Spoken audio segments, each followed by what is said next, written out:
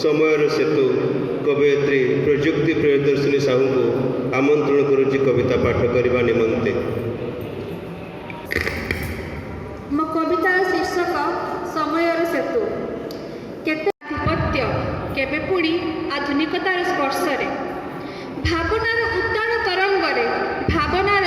ଉତ୍ତାଳ ତରଙ୍ଗରେ ମନ ମୋର ଛନ୍ଦି ହୁଏରେ, ଜୀବନର କେଉଁ ପ୍ରତିବିମ୍ବରେ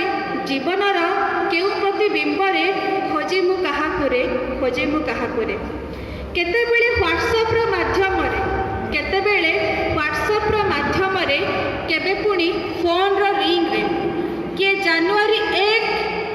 ଜାନୁଆରୀ 1 ପୁଣି ଛୁଟି ଆସେ ଶୁଭେଚ୍ଛାର ସୁଅ ଏପ୍ରିଲ 14 ତାରିଖରେ। ନବବର୍ଷର ନୂଆ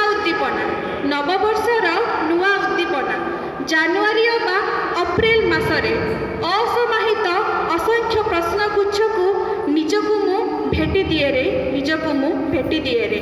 କିଏ କହେ ଇଂରାଜୀ ନବବର୍ଷ, କାହା ପାଇଁ ଓଡ଼ିଆ ନବବର୍ଷ ଆଗରେ। କିଏ କହେ ଇଂରାଜୀ ନବବର୍ଷ, କାହା ପାଇଁ ଓଡ଼ିଆ ନବବର୍ଷ ଆଗରେ। ନୂତନତାର ଅୟମାରବ ବଳି ପଡ଼େ ସଂସ୍କୃତିର ପ୍ରତିଯୋଗିତାରେ।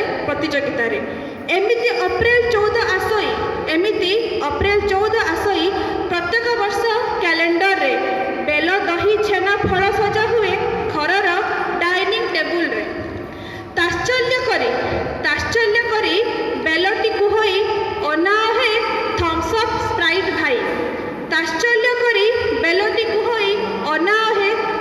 ସ୍ପ୍ରାଇଟ୍ ଭାଇ।